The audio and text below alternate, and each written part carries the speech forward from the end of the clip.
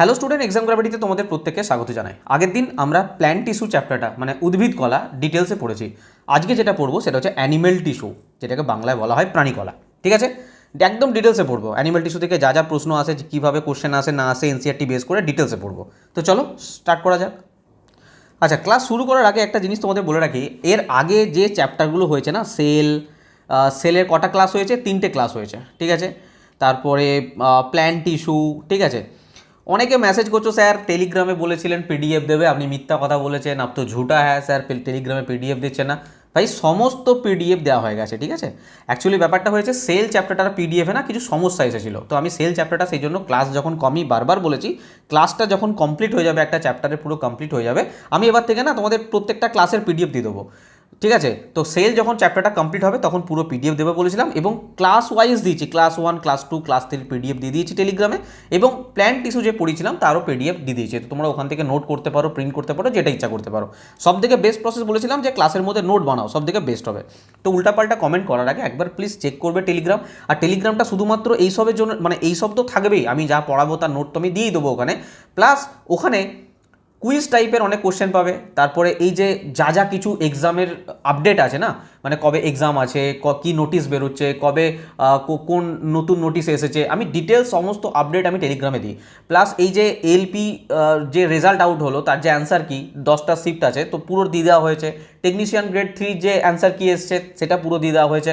তো টেলিগ্রামে অবশ্যই যুক্ত থাকবে, ওখানে আপডেট দেখবে, তারপর বুঝতে পারবে। ঠিক আছে, তো যারা এখনই ক্লাস দেখোনি না, এই ক্লাসগুলো দেখে নেওয়ার চেষ্টা করবে। আর আমি তোমাদের জন্য একটা প্লে লিস্ট বানিয়ে দেবো, অনেকে প্লে লিস্টের কথা বলছিলে, প্লে লিস্ট একটা বানিয়ে দেবো। ঠিক আছে, তো চলো আজকের ক্লাস শুরু করা যাক। দেখো, টিস্যু সম্পর্কে যে আমাদের ইন্ট্রোডাকশন ছিল, টিস্যু কি, টিস্যু কি, কীরকম করে কীরকম তৈরি হয়, কি হয় না হয়, আমি ডিটেলসে কিন্তু আগের ক্লাসে তোমাদের ডিটেলসে বলেছি। এবং ওখানে দুটো জিনিসের আমি উল্লেখ করেছিলাম, সেটা হচ্ছে গঠনগত ও কার্যগতভাবে। আমি বলেছিলাম যে সমস্ত সেল, যে সমস্ত কোষ এই গঠনগত এবং কার্যগতভাবে এক, তারা মিলে মানে এই যে কোষ গুচ্ছটা, সেটাকে বলা হয় টিস্যু। সেটা উদ্ভিদের ক্ষেত্রে হোক, প্রাণীদের ক্ষেত্রে হোক। ক্লিয়ার? আজকে আমরা ডাইরেক্ট তাই এই টিস্যু সম্বন্ধে আমরা আর ইন্ট্রোডাকশনে যাব না, ডাইরেক্ট আমরা যেটাগুলো পড়তে হবে আমাদের প্রাণীকলায় সেইটাতে যাব। মূলত মনে রাখো যে প্রাণীকলা যে আছে না, হ্যাঁ, প্রাণীকলা যেটা আছে মেনলি 4 ভাগে ভাগ করা যায়। কী কী ভাগে ভাগ করা যায়? 1 নম্বরে হচ্ছে এপিথেলিয়াল টিস্যু, যেটাকে বলে আবরণী কলা। একটা আছে 2 নম্বরে আছে কানেকটিভ টিস্যু, যেটাকে বলা হয় যোগ কলা বা যোজক কলা। 3 নম্বরে বলা হয়েছে মাস্কুলার টিস্যু বা পেশিকলা। আর 4 নম্বরে বলা হয়েছে নার্ভাস সিস্টেম বা স্নায়ুকলা। তোমাদের নতুন যে এনসিআরটি প্যাটার্ন আছে না, সেই অনুযায়ী আমি পড়াচ্ছি, তাই তোমাদের চিন্তা করার বিষয় নেই যে কী করে স্যার ওখান থেকে ওই চ্যাপ্টার আছে কিনা, ওই চ্যাপ্টার গেছে কিনা, এর মধ্যে কি ইনক্লুড হয়েছে না হয়েছে। আমি একদম নতুন আপডেট এনসিআরটি পড়াচ্ছি, তো নো ইস্যু। ঠিক আছে, তো চলো দেখে নেওয়া যাক কী কী ইস্যু আছে। বারবার লিখবো না, আমি লিখতে গেলে অনেকটা সময় নষ্ট হয়, সেই জন্য আমি সমস্ত তোমাদের জন্য A to Z সাজিয়ে নিয়ে এসেছি। দেখো, এপিথেলিয়াল টিস্যু এর বাংলা কী আছে, আর ইংলিশ তো অবশ্যই জানতে হবে, কারণ অনেক সময় না এইভাবে দিয়ে দেয়, এপিথেলিয়াল এইভাবে দিয়ে দেয়, তখন কিন্তু বিপদে পড়ে যাবে। যারা ভাবছো শুধু বাংলা পড়বো স্যার, আবরণী কলা আর কিছু জানবো না, ভুল করছো। দুটোই তোমাদের জানতে হবে। ঠিক আছে, এপিথেলিয়াল টিস্যু, কানেকটিভ টিস্যু যোজক কলা বললাম, মাস্কুলার টিস্যু পেশি কলা বললাম, নার্ভাস টিস্যু স্নায়ু কলা বললাম। প্রথমে আমরা কোনটা পড়বো? এপিথেলিয়াল টিস্যু বা আবরণী কলা। ফার্স্ট এটা দিয়ে আমরা স্টার্ট করবো। তো আবরণী কলা কি, কত প্রকার আছে, কি আছে না আছে, ডিটেলসে দেখো নেক্সট স্লাইডে। আচ্ছা, এখানে যে সমস্ত নোটগুলো আছে এনসিআরটি বেস করে আমি তোমাদের বলেছি সমস্ত দিয়ে দেবো, তো চিন্তা করার বিষয় নয়। ঠিক আছে, এখানেও কিছু নোট আছে, তোমরা দেখে নেবে। ঠিক আছে, এইখানে যেগুলো লেখা আছে না, আমি কেন বলছি না তার কারণ আছে, এগুলো আমি সমস্তটাই বোঝাবো তোমাদেরকে। দেখো, সর্বপ্রথম যেটা আমরা পড়বো বললাম সেটা হচ্ছে আবরণী কলা, যেটাকে বলা হয় এপিথেলিয়াল টিস্যু। এটা কোনো ছবি আছে? হ্যাঁ, ছবি আছে। দেখো, আবরণী কলা সম্বন্ধে প্রথমে আমাদের যেটা জানতে হবে, আগের দিন আমরা পড়েছিলাম কি মনে আছে, ইন্টারসেলুলার স্পেস। মানে এই যে কোষগুলো থাকে, এই যে কোষগুলো থাকে না, আমি আগের দিন বলেছিলাম না যে কোষগুলোর মধ্যে একটা ফাঁকা স্থান থাকে, কোষগুলোর মধ্যে একটা ফাঁকা স্থান থাকে। ঠিক আছে, তো কারো কারো ক্ষেত্রে আমরা উদ্ভিদ কোষের সময় দেখেছিলাম যে কারো কারো ক্ষেত্রে এই যে কোষান্তর স্থানটা বা ইন্টারসেলুলার স্পেসটা খুব বেশি, এবার কারো কারো ক্ষেত্রে দেখেছিলাম যে ইন্টারসেলুলার স্পেসটা খুবই কম। ঠিক সেই রকমই আমরা এই প্রাণীদের ক্ষেত্রেও দেখব যে অ্যাকচুয়ালি তো কোষের সমষ্টি তো কলা, তো এই যে কোষগুলো আছে, কোষগুলোর মধ্যে যে ইন্টারসেলুলার স্পেস বা কোষান্তর যে স্থান, কোনো কোনো কলার ক্ষেত্রে দেখবো আমরা বেশি, কোনো কোনো কলার ক্ষেত্রে দেখবো কম। ঠিক সেই রকমই এই যে আবরণী কলা আছে না, আবরণীর কলার ক্ষেত্রে এই ইন্টারসেলুলার স্পেস নেই বললেই চলে। ইন্টারসেলুলার স্পেস মানে কোষান্তর স্থান, যেটা কোষান্তর স্থান, আমি যে কটা পয়েন্ট বলছি সেই কটা শুধু মনে রাখো, এদিক ওদিক যাওয়ার প্রয়োজন নেই। 1 নম্বরে মনে রাখবে কোষান্ত স্থান এর নেই বললেই চলে, একদম একদম টাইট থাকে, একদম টাইটলি থাকে। আচ্ছা একটা কথা বলো, এবার শুধু মুখস্থ করবো না, আমরা একটু ট্রিক্সের মাধ্যমে একটু দিমাগ লাগিয়েও বুঝবো। যদি কোষান্ত স্থান না থাকে, ধরো ধরো একটা বাড়ি আছে, ধরো তোমাদের একটা বাড়ি আছে, ঠিক আছে, রেড ফোর্ট তোমাদের বাড়িটা, ধরো রেড ফোর্ট, যারা দেখছো ভিডিও তাতে ধরো হোয়াইট হাউস। তো আমি যদি এর মধ্যে ধরো এর মধ্যে আমি কি করলাম, গার্ড লাগালাম, কিন্তু গার্ডগুলো মাত্র চারজন গার্ড লাগালাম 4টে কোণে। তো বলো যে এটার প্রোটেকশন এরা কি 4 জনে করতে পারবে? পসিবল? কখনো পসিবল নয় স্যার, মাত্র 4 জন কি করে নেবে। কিন্তু আমি যদি কয়েক হাজার গার্ড লাগিয়ে দিই, কয়েক হাজার, চারিদিকে পুরো একদম টাইটলি প্যাকড হিসাবে থাকে, তাহলে স্যার বাইরে থেকে কোনো কিছু শত্রু এসে কিচ্ছু করতে পারবে না, পুরো প্রোটেক্ট করে রাখবে। তার মানে আমি যে এপিথেলিয়াল টিস্যু আবরণী কলা সম্পর্কে বললাম যে মাঝখানে কোনো কোষান্তরস্থান নেই, তাই তো বললাম। তার মানে কি, মানে এরা একে অপরের সাথে টাইটলি থাকে, মাঝখানে কোনো স্পেসই রাখেনি। তার মানে এরা কোথায় কাজে লাগবে? যেখানে প্রোটেক্টের কাজ আছে, যেখানে রক্ষা করার কাজ আছে। তো এই জন্য আবরণী কলাকে, এপিথেলিয়াল টিস্যুকে কী বলা হয়? প্রোটেক্টিভ টিস্যু বলা হয়। স্পেলিংটা একটু ভুলে গেল, প্রোটেক্টিভ টিস্যু বলা হয়। মানে যেখানেই প্রোটেকশনের কথা আসবে, যদি তোমাদের কোথাও কোশ্চেন আসে যে প্রোটেকশনের কথা আসে, সেখানেই মনে রাখবে আবরণী কলার নাম যেন তোমাদের মনে থাকে। প্রোটেকটিভ টিস্যু আসতে পারে বা কভারিং টিস্যু আসতে পারে, ঠিক আছে, যেটাই আসুক না কেন মনে রাখবে আবরণী কলা। ওকে, চলো, এটা গেল 2 নম্বর পয়েন্ট। আমি যদি 3 নম্বর পয়েন্টের কথা বলি, এখান থেকে আর কি প্রশ্ন আসতে পারে? দেখো আমাদের শরীরের মধ্যে না নানা রকম ক্যাভিটি থাকে। ক্যাভিটি মানে স্যার কি? ক্যাভিটি মানে স্যার আমি জানি না, ইংলিশ জানি না। ক্যাভিটি মানে হচ্ছে ফাঁকা স্থান। আমাদের পেটের মধ্যে যেমন ফাঁকা স্থান আছে, তো যত ধরনের এরকম কোনো অর্গানের মধ্যে যদি কোনো ফাঁকা স্থান থাকে, ক্যাভিটি থাকে, মনে রাখবে সেই ক্যাভিটিতে তার যে লাইনার স্পেস থাকে মানে উপরের যে মোড়া অংশটা, সেইটা মনে রাখবে আবরণী কলা দিয়ে তৈরি হয়। যেমন আমি তোমাদের বলি, ধরো কী বলবো, আমি যদি কিডনি টিউবেলের কথা বলি, কিডনির ক্ষেত্রে কী ইউজ করলাম? টিউবেল। আমি বলছি টিউব আর টিউবেলের মধ্যে পার্থক্য কী। মানে কিডনির যে বৃক্কীয় নালিকা মানে কি, মানে যেগুলো খুব খুব খুব, আমি যখন পড়াবো না, বৃক্ক পড়াবো, তখন বুঝতে পারবে, খুব পাতলা, ভীষণ পাতলা। আমরা জানি যে একটা বৃক্ক হয় একটা ছোট, একদম ছোট অংশ নিয়ে, এবং সেই বৃক্কের মধ্যে আমরা জানি যে লক্ষ লক্ষ নেফ্রন থাকে, লক্ষ লক্ষ নেফ্রন। এবার সেই নেফ্রনের মানে বুঝতে পারছো কতটা সেটা ছোট হবে, কত পাতলা হবে। তো সেই যে জিনিসটা, সেইটাকে বলা হয় টিউবেল। টিউব মানে কি? মোটা হবে, বড় হবে। আর টিউবেল মানে কি? সেটা খুবই পাতলা হবে, থিন হবে। তো এটার যে ওপরের যে অংশটা, মানে এর যে লাইনারটা থাকে, মানে এটা যেটা তৈরি, মানে কভারিং যেটা করা থাকে, সেইটা হচ্ছে আবরণী কলা। ক্লিয়ার? এবার এখানে এখানে আর কি প্রশ্ন আসতে পারে, আমি এটা মুছে দিচ্ছি, নেক্সট স্লাইডে যাচ্ছি, দেখো। আচ্ছা, এবার হচ্ছে প্রশ্ন যে স্যার এগুলো দেখা যায় কোথায়, এপিথেলিয়াল টিস্যু মেনলি থাকে কোথায়? তো আমি যেগুলো বলছি সেগুলো মনে রাখবে। এক হচ্ছে স্কিন, ঠিক আছে, স্কিন মানে কি? ত্বক। আমি বাংলায় লিখছি, ত্বকে দেখা যায়। মুখক গহ্বরে দেখা যায়, সেটাকে কি বলে? Lining of the mouth. মানে আমাদের যে মুখের গহ্বর থাকে না, সেই মুখের গহ্বরের যে লাইনিংটা, আমি বারবার বলছি, ব্যাপারটা বুঝতে পারছো তো? মানে এই ধরো এটা টিউব। যদি এটা একটা নালিকা হয়, মানে এটা যেটা দিয়ে, মানে উপরের যে লাইনিংটা আছে, উপরের যে অংশটা আছে, উপরের যে পার্টটা আছে, সেই পার্টটা হচ্ছে আবরণী কলা দিয়ে তৈরি, ঠিক আছে? তো লাইনিং মানে এই অংশটা। তো স্কিন 1 নম্বর হচ্ছে স্কিনে থাকে, 2 নম্বর হচ্ছে মুখগহ্বরে থাকে, তারপর রক্তবাহের যে অন্ত আবরণী সেখানে থাকে, 4 নম্বরে হচ্ছে ফুসফুসের যে বায়ুথলি আছে, অ্যালভিওলি যেটাকে বলি, সেখানে থাকে, আর 5 নম্বরে মনে রাখবে বৃক্কীয় নালিকাতে থাকে, ঠিক আছে? ইংলিশগুলো বলছি, স্কিনে থাকে, লাইনিং অফ দ্য মাউথে থাকে, লাইনিং অফ দ্য ব্লাড ভেসেলে থাকে, লাং অ্যালভেওলি যেটাকে বায়ুথলি বলা হয়, ফুসফুসের বায়ুথলি সেখানে থাকে, এবং কিডনির যে টিউবওয়েল থাকে, বৃক্কীয় নালিকা যেটা থাকে, সেখানে থাকে, ঠিক আছে?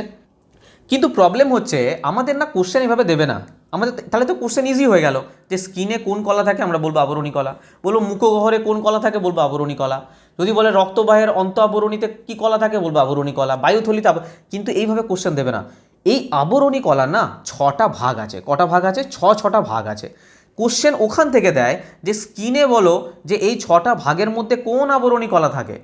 যদি বলে যে বৃক্কীয় নালিকা, এই 6টা আবরণী কলার মধ্যে কোন আবরণী কলা থাকে, এখান থেকে প্রশ্ন দেয়। তো আমাদেরকে মেনলি পড়তে হবে, এগুলো তো আমাদের জানা অবশ্যই প্রয়োজন যে আবরণী কলা এর মধ্যেই থাকে, কিন্তু এই যে 6টা আবরণী কলা আছে, এই 6টা আবরণী কলা কোথায় কোথায় পাওয়া যায় সেটা আমরা ডিটেলসে জানবো। ঠিক আছে, তো আমরা একটা একটা করে পড়বো। আগে দেখবো আবরণী কলার ভাগ কী কী আছে। দেখো, আমি তোমাদের যেটা বললাম, আবরণী কলা প্রাণীদেহে আচ্ছাদনকারী অথবা সুরক্ষা প্রদানকারী কলাকে বলা হয় আবরণী কলা। ঠিক আছে, অঙ্গতন্ত্রকে আবৃত করে আচ্ছাদিত করে রাখে, একে অপরের থেকে যে ভেতরের যে আন্তঃযন্ত্রগুলো থাকে একে অপরের থেকে দূরে রাখে। কোথায় কোথায় পাওয়া যায়? ত্বক, মুখগহ্বর, রক্তবাহের অন্ত আবরণী, ফুসফুসের বায়ুথলি, বৃক্কনালিকা, এই সবই আবরণী কলা দ্বারা গঠিত। ঠিক আছে, এগুলো খুবই ঘন সন্নিবিষ্ট হয়, বললাম কোনো ইন্টারসেলুলার স্পেস থাকে না, অবিচ্ছিন্ন আবরণী স্তর গঠন করে, খুব সামান্য পরিমাণে সংযোজক পদার্থ বা সিমেন্টিং মেটেরিয়াল রয়েছে। ঠিক আছে, ব্যাস এগুলো তোমরা পড়ে নেবে। চলো নেক্সট দেখো। আচ্ছা, লাস্টে যে লাইনটা আছে একবার দেখো, বলছে অন্তঃকোষীয় স্থান প্রায় নেই বললেই চলে। বললাম স্বভাবতই কোনো কিছুকে কোষে যদি ঢুকতে হয় তাহলে বা কোষ থেকে বেরিয়ে যেতে হয়, বস্তুটিকে আবরণী কলার অন্তত একটা স্তরকে অবশ্যই অতিক্রম করতেই হবে।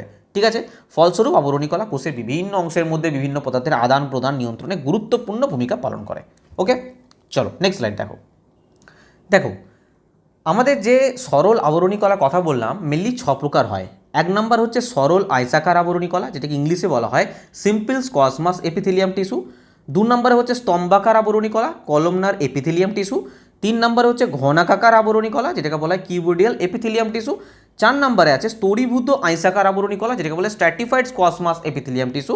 আর 5 নম্বরে আছে সিলিয়াযুক্ত আবরণী কলা, যেটাকে সিলিয়েট এপিথেলিয়াম টিস্যু বলা হয়। আর 6 নম্বরে হচ্ছে গ্রন্থিময় আবরণী কলা, যেটাকে বলে গ্র্যান্ডুলার এপিথেলিয়াম টিস্যু। এখানে দুটো জিনিস একটু লক্ষ্য করো, এটা হচ্ছে সরল আয়সাকার আবরণী কলা আর এটা স্তরীভূত আয়সাকার আবরণী কলা। এই দুটো কিন্তু আলাদা আলাদা জিনিস। কীরকম কি, আমরা একটা একটা পার্ট পড়বো। প্রথমে আমরা সরল আয়সাকার আবরণী কলা পড়বো, তার যে ছবি আছে ছবি দেখবো, প্রত্যেকটা পার্টে ছবি দেখবো এবং ডিটেলসে পড়বো। তো প্রথমে কি আছে? সরল আয়সাকার আবরণী কলা বা সিম্পল স্কোয়াসমাস এপিথেলিয়াম টিস্যু। এটা কি জিনিস আগে দেখো। চলো নেক্সট স্লাইড দেখো।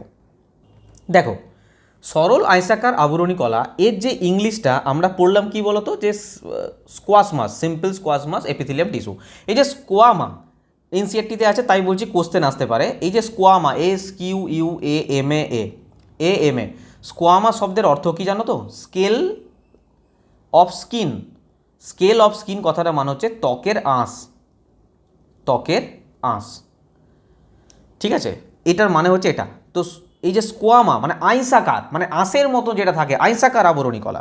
মানে এই যে তোমরা ছবিটা ভালো করে লক্ষ্য করো, ছবিটা দেখে তোমরা বুঝতে পারছো যে এই যে আবরণী কলা, এই আবরণী কলা কি পাতলা, প্রচণ্ড পাতলা হয় আর প্রচণ্ড চ্যাপ্টা হয়। দেখতে পাচ্ছ এর মধ্যে এর উপরে কোনো স্তর আছে বা কিছু আছে, এই ধরনের কিছু আছে না, এটা প্রচণ্ড পাতলা এবং কি ধরনের বলো তো? এটা চ্যাপ্টা ধরনের।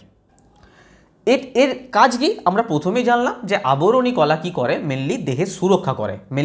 দেহের সুরক্ষা করে। যদি তোমাদের কোশ্চেন আসে যে কোন আবরণী কলা সব থেকে পাতলা এবং চ্যাপ্টা, তাহলে মনে রাখবে সরল আয়সাকার আবরণী কলা। এবার প্রশ্ন আসতে পারে, 2 নম্বর প্রশ্ন এটা আসতে পারে যে এই সরল আয়সাকার আবরণী কলা স্যার থাকে কোথায় এবং এর ফাংশন কি। আমি প্রথমে কাজের কথা বলি, ফাংশনের কথা বলি। এর কাজ হচ্ছে ট্রান্সপোর্টেশন করা, মানে কোনো বস্তুকে, কোনো সাবস্টেন্সকে কি করা? ট্রান্সপোর্টেশন মানে পরিবহন করা। ঠিক আছে, 3 নম্বর প্রশ্ন আসতে পারে যে স্যার এগুলো থাকে কোথায়। একটা ধরো 4টে অপশন দিল, তার মধ্যে বলো যে এর মধ্যে কোথায় সরল আয়সাকার আবরণী কলা থাকে। তো মনে রাখবে, একদম ভালো করে মনে রাখবে। প্রথম হচ্ছে লাইনিং অফ ব্লাড ভেসেল, মানে আমাদের যে রক্তবাহ থাকে, রক্তবাহের যে লাইনিং থাকে, আমাদের ব্লাড ভেসেলের রক্তবাহের যে লাইনিং থাকে সেখানে থাকে। ঠিক আছে, আর কোথায় থাকে? বায়ুথলিতে থাকে, আমাদের যে ফুসফুসের বায়ুথলি থাকে সেই বায়ুথলিতে থাকে। আর কোথায় থাকে? আমাদের যে গ্রাসনালী থাকে। আরে গ্রাসনালী যখন আমি ডাইজেস্টিভ সিস্টেম পড়াবো তখন বুঝতে পারবে। আমাদের যে গ্রাসনালী থাকে, যেটার মাধ্যমে আমাদের খাবার পাস হয়ে স্টমাকে যায়, যে ইসোফেগাস থাকে, গ্রাসনালী থাকে, সেখানে থাকে। আর কোথায় থাকে? আমাদের যে মুখগহ্বর থাকে না, মুখগহ্বর, এই মুখগহ্বরের লাইনিং। ঠিক আছে। লাইনিং অফ মাউথ, তো চারটে জায়গায় থাকে। আবার বলছি, রক্তবাহ মানে রক্তবাহের যে লাইনিং থাকে, লাইনিং অফ ব্লাড ভেসেল, ফুসফুসের বায়ুথলি, গ্রাস নালী, মুখগহ্বরের লাইনিংয়ে থাকে। মুখগহ্বর বা মুখগহ্বর মনে রাখো তাহলে হবে। এই চারটে জায়গায় থাকে, মনে রাখবে। আর কাজ বললাম কি, ট্রান্সপোর্টেশন করা, মানে যে কোনো বস্তুর পরিবহন করা। ব্যাস, সরল আয়সাকার আবরণী কলার এর বাইরে আর কোনো প্রশ্ন যায় না। নেক্সট আমরা কি পড়বো বলো? আমাদের আর কি ছিল, আমি ছকটা আরেকবার দেখাচ্ছি তোমাদের। দেখো, সরল আয়সাকার আবরণী কলা আমরা পড়লাম, এরপরে স্তম্ভাকার আছে, কিন্তু স্তম্ভাকারটা পড়ার আগে না, এটাও আয়সাকার আবরণী কলা আর এটাও আয়সাকার আবরণী কলা। তো এটা হচ্ছে স্তরীভূত আয়সাকার আবরণী কলা। তো এটার পরে না আমরা এটা পড়বো, তাহলে আমাদের মনে রাখতে বা বুঝতে সুবিধা হবে। তো নেক্সট আমরা যেটা পড়বো, স্তরীভূত আয়সাকার আবরণী কলা। দেখো, যেটাকে ইংলিশে বলা হয় স্ট্র্যাটিফাইড স্কোয়াশমাস এপিথেলিয়াম টিস্যু। দেখো, স্তরীভূত আয়সাকার আবরণী কলা মেনলি এই যে সরল আয়সাকার আবরণী কলা আছে না, যখন এই কলাটা একটার পর একটা একটার পর একটা একটার পর একটা একটার পর একটা স্তর অনুযায়ী সজ্জিত থাকবে, তখনই সেটা সরল আয়সাকার আবরণী কলা থেকে কি হয়ে যাবে, স্তরীভূত আয়সাকার আবরণী কলা যাবে। কিছুই নয়, এই সেম জিনিসই, কিন্তু একটার পর একটা সজ্জিত থাকবে। এবার তোমরা একটু মাথা লাগাও, দিমাগ লাগাও, তোমরা বলো আমাকে, ধরো আমি একটা সিম্পল লোহার পাতের টুকরো রাখলাম, ঠিক আছে, লোহার পাতের টুকরো রাখলাম। তো আমার এখান থেকে না পুরো একদম একটা বুলেট চালানো হলো, বেশ ভালো ভারী ভারকাম বুলেট চালানো হলো। কি হবে, এটা ভেদ করে যাওয়াটা ইজি, তো এটা ভেদ করে যাওয়াটা ইজি। কিন্তু যখন আমি এইটা পিছনে আরও একটা, দুটো, তিনটে, চারটে, পাঁচটা লাগিয়ে দিলাম, তখন কি এই বুলেটটা কোনোভাবে ভেদ করে দিয়ে যেতে পারবে? পারবে না। তার মানে কি, আমাকে প্রোটেকশন বেশি দিচ্ছে, মানে কোনোভাবেই এটা ভেদ করে যেতে পারবে না, আমি বেশি প্রোটেকশন পাচ্ছি। তার মানে মনে রাখবে, আচ্ছা এনসিইআরটিতে কিন্তু এটার একটাই এক্সাম্পল আছে, সেটা হচ্ছে স্কিন। এটা কোথায় দেখতে পাওয়া যায় না, স্কিন। অ্যাকচুয়ালি এর কাজটা তোমরা বুঝতে পারলে, কি কাজ না, প্রোটেকশন প্রোভাইড করে আমাদের। আমাদের ধরো যে স্কিন আছে না, ধরো এটা এটা হাত, এর এখানে যে এটা ধরো স্কিন, এই স্কিনের নিচে না অনেক গুরুত্বপূর্ণ টিস্যু থাকে, অনেক গুরুত্বপূর্ণ অনেক কিছু ইম্পর্টেন্ট টিস্যু থাকে। তো এই টিস্যুগুলোকে প্রোটেক্ট করে, কে প্রোটেক্ট করে না, স্তরীভূত আয়সাকার আবরণী কলা। এরা যেহেতু স্তরে স্তরে স্তরে স্তরে সজ্জিত থাকে, সেই জন্য এদের কাজ কি না, একাধিক স্তরে সজ্জিত থাকার জন্য আমাদের যে ভেতরে যে ইম্পর্টেন্ট যে টিস্যুগুলো থাকে, সেগুলো ক্ষয়ক্ষতির হাত থেকে রক্ষা করে। ঠিক আছে, তাহলে একে স্তরীভূত আয়সাকার আবরণী কলা কেন বলা হয়, বোঝা গেল যে আয়সাকার আবরণীগুলো স্তরে স্তরে সজ্জিত থাকে বলে স্তরীভূত বলা হয়, এবং এটা প্রোটেকশনের কাজ করে আমাদের ভেতরে, মানে আমাদের যে লাইন যে টিস্যুগুলো থাকে, আমাদের স্কিনের ভেতরে যে ইম্পর্টেন্ট টিস্যুগুলো থাকে, সেগুলোতে প্রোটেকশন প্রোভাইড করে, ক্ষয়ক্ষতির হাত থেকে রক্ষা করে। ঠিক আছে, চলো তাহলে স্তরীভূত আয়সাকার আবরণী কলা পড়লাম। এরপর কি আছে, নেক্সট দেখো, নেক্সট আমরা পড়বো স্তম্ভাকার আবরণী কলা। আচ্ছা, এটা কীরকম জিনিস, দেখো ছবিটা দেখে বুঝতে পারছো, স্তম্ভের মতো যেগুলো থাকবে, স্তম্ভের মতো যেগুলো থাকবে, সেটা হচ্ছে স্তম্ভাকার আবরণী কলা। মনে রাখবে, যেখানে আমাদের শোষণের কাজ হয়, শোষণ এবং ক্ষরণ, মানে কি বলতে চাইলাম, absorption, ABSORPTION, absorption and secretion, এই দুটো কাজ হয় বাংলায়, যেটাকে বলে শোষণ এবং ক্ষরণ যেখানে হয়, সেখানেই তোমরা এই স্তম্ভাকার আবরণী কলা দেখতে পাবে। ঠিক আছে, যদি বলে যে এই কোষের, মানে যে কোষগুলো যে দিয়ে যে কলাটা তৈরি হয়, এর আকার কীরকম হয় না, পিলারের মতন হয়, লম্বাটে টাইপের, দেখতে পাচ্ছ, লম্বাটে টাইপের হয়, এরকম লম্বা লম্বা টাইপের হয়। ঠিক আছে, তো এই শোষণ আর ক্ষরণ স্যার দেখা যায় কোথায়, তোমরা দেখতে পাবে স্টমাকে, স্টমাক আর ইন্টেস্টাইন, চলো বাংলায় লেখো না, পাকস্থলী আর হচ্ছে ক্ষুদ্রান্ত, এই দু জায়গায় তোমরা স্তম্ভাকার আবরণী কলা দেখতে পাবে। কোথায় না, আবারও বলছি, লাইনিং এর যে উপরের যে ঘেরাটা থাকে না, মানে উপরের যে পারাতটা থাকে পাকস্থলীর বা ক্ষুদ্রান্তের, যেখানে শোষণ আর ক্ষরণ ঘটে, সেখানে স্তম্ভাকার আবরণী কলা দেখতে পাবে। ঠিক আছে, চলো স্তম্ভাকার আবরণী কলা হয়ে গেল। নেক্সট দেখো, নেক্সট আমরা পড়ব সিলিয়াযুক্ত আবরণী কলা, যেটাকে বলা হয় সিলিয়েটেড কলমনার। দেখো আচ্ছা, এখানে কিন্তু অনেক জায়গাতে লেখা আছে সিলিয়াযুক্ত স্তম্ভাকার আবরণী কলা, কোনো জায়গায় লেখা আছে সিলিয়াযুক্ত শুধু আবরণী কলা, ইংলিশে কোথাও আছে সিলিয়েটেড এপিথেলিয়াম টিস্যু, বা কোথাও আছে সিলিয়েটেড কলমনার। মানে অ্যাকচুয়ালি এটা কলমের মতন দেখতে, তো কলমের মতন দেখতে হয়, সেই জন্য একে স্তম্ভাকারও বলা হয়। কিন্তু স্তম্ভাকারটা কীরকম না, সিলিয়াযুক্ত। স্যার সিলিয়া কি আমি জানি না, লক্ষ্য করো, দেখো এটার ওপরে অনেক কিছু দেখতে পাচ্ছ, রোমোস টাইপের অনেক কিছু রয়েছে, দেখতে পেয়েছ, বাংলাতে সেই জন্য একে রোমস আবরণীয় কলাও বলে। হ্যাঁ,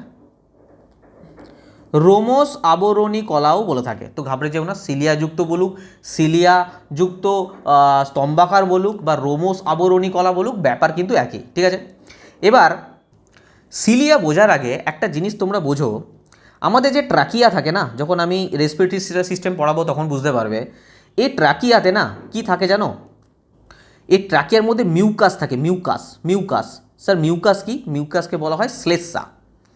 শ্লেষ্মার কি কাজ না, সাপোজ ধরো আমরা যখন নিঃশ্বাস নিলাম, এই নিঃশ্বাসের মাধ্যমে কোনো ছোট ডাস্ট পার্টিকেলের ভিতরে ধরো এন্টার করে গেল, তাহলে এন্টার করে গেলে কী হবে, আমাদের সোজা ফুসফুসে চলে যাবে, আমাদের প্রবলেম হয়ে যাবে, ডিজিজ হয়ে যাবে, লাংসের ডিজিজ হয়ে যাবে। তো এই যে এখানে যে এখানে যে শ্লেষ্মাটা থাকে, এখানে যে মিউকাস থাকে, ইংলিশে বলা হয় মিউকাস থাকে, কি করে দেখেছো তোমরা, যখন কাশো একটা কফের মতন বের হয়, কোনো জায়গাতে খুব ধুলো থাকলে, খুব থাকলে পরে কফের মতন বের হয়, আমরা কি করি, ফেলে দিই। তো কি হয় না, এই যখন ধূলিকণাটা যায় ভেতরে, এই যখন তার ডাস্ট পার্টিকেলটা যায়, তখন এখানে যে শ্লেষ্মাটা থাকে, এই শ্লেষ্মাতে না চিপকে যায়। এবার এখানে থাকে সিলিয়া মানে এরকম ছোট ছোট, কীরকম বলবো, সিলিয়াগুলো চুলের মতন হয়, মানে কি এরকম টাইপের হয়, এরকম টাইপের চুলের মতন হয়। এরা চলনে সক্ষম। সিলিয়া মনে রাখবে, চলনে সক্ষম মানে এরা মুভ করতে পারে, এরা ওপর দিকে না মুভ করে, এদের কাজ হচ্ছে ওপর দিকে মুভ করা। তো এই শ্লেষ্মাতে যখন সেই ডাস্ট পার্টিকেলটা আটকে যায় এবং সিলিয়াগুলো যখন ওপর দিকে মুভ করে, ঠেলে নিয়ে বাইরে আসে, তখন আমাদের মুখ দিয়ে সেই শ্লেষ্মাটা বেরিয়ে যায়। তার ফলে আমাদের যে ডাস্ট পার্টিকেলটা সেটা ফুসফুসে পৌঁছাতে পারে না, ভেতরে রেসপিরেটরি সিস্টেমকে ক্ষতিগ্রস্ত করতে পারে না, ওটা আমরা বের করে ফেলি। তো সিলিয়ার কাজই এটা, বোঝা গেল? তো যদি প্রশ্ন করে স্যার সিলিয়াযুক্ত আবরণী কলা থাকে কোথায়, এবার তোমরাই বলতে পারবে ট্রাকিয়াতে থাকে। কোথায় থাকে? ট্রাকিয়াতে থাকে, একদম নোট ডাউন করে নাও। 2 নম্বরে হচ্ছে লাংসে থাকে, ঠিক আছে, লাংসে থাকে। 4 নম্বরে বলতে পারো আমাদের যে রেসপিরেটরি সিস্টেম, ঠিক আছে, রেসপিরেটরি সিস্টেম সেখানে থাকে। এই জায়গাগুলোতে কি থাকে না, এই সিলিয়াযুক্ত আবরণী কলা থাকে। এর কাজটা বোঝা গেছে।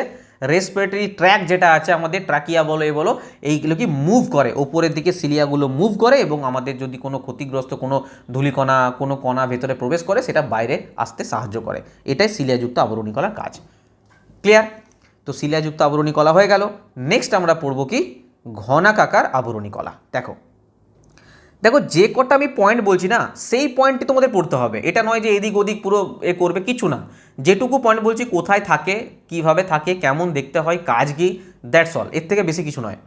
ঘনাকাকার আবরণী কলা, যেটাকে বলা হয় কিউবয়েডাল এপিথেলিয়াম টিস্যু, এটা কিউবের মতন দেখতে।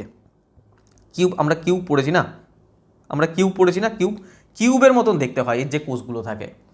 এর কাজ কি? এর কাজ হচ্ছে যান্ত্রিক সহায়তা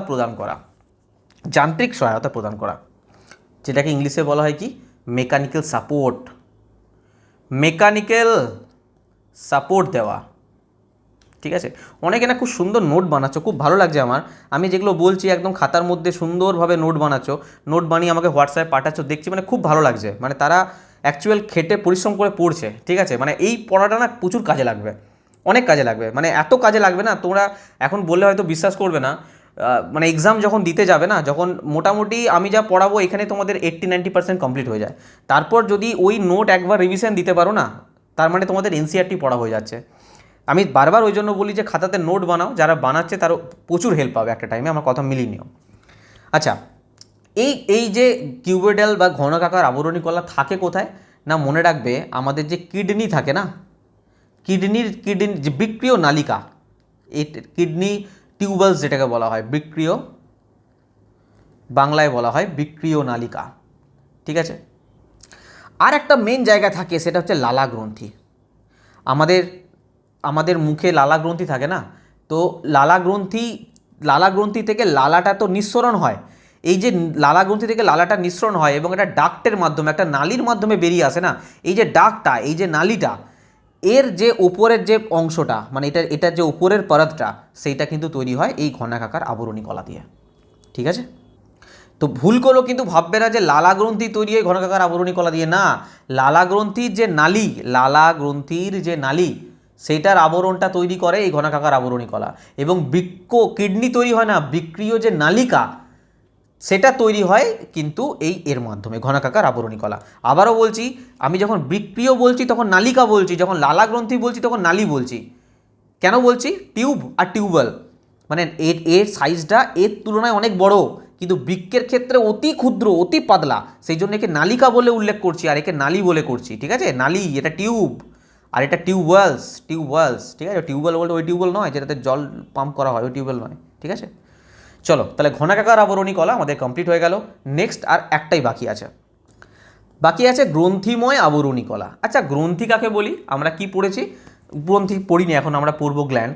মনে রাখবে, যে জায়গা থেকে কোনো কিছু নিঃসরণ হয়, কি হয়? যে জায়গা থেকে কোনো কিছু নিঃসরণ হয় সেই জায়গাটাকে আমরা কি বলে দেবো, কি নামে পরিচিত? সেটাই হচ্ছে গ্রন্থি। এই গ্রন্থিময় আবরণী কলার কাজই হচ্ছে বিভিন্ন পদার্থ ক্ষরণ করা, যদি বলা হয় এর ফাংশন কি, এর কাজ হচ্ছে সিনথেসিস করা, সংশ্লেষ করা এবং ক্ষরণ করা। দুটো কাজ আছে, একটা হচ্ছে সিনথেসিস সংশ্লেষ করা এবং সিক্রেশন মানে হচ্ছে ক্ষরণ করা, এই দুটোই হচ্ছে এর মেন কাজ।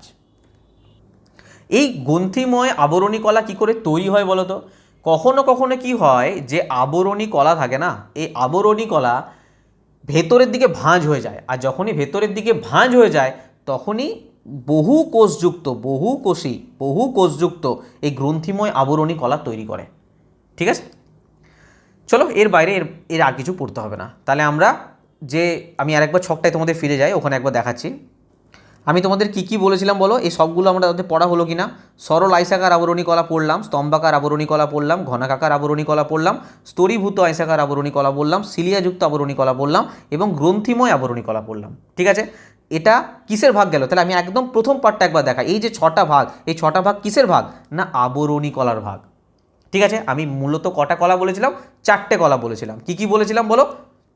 আবরণী কলা বলেছিলাম, যোগ কলা বলেছিলাম, পেশি কলা বলেছিলাম, স্নায়ু কলা বলেছিলাম। তো আবরণী কলা আমাদের এখানে কমপ্লিট হলো। এরপর আমরা যেটা পড়বো যোগ কলা, বা অনেক সময় যোজক কলা বলা হয়, যেটাকে ইংলিশে বলা হয় কানেকটিভ টিস্যু।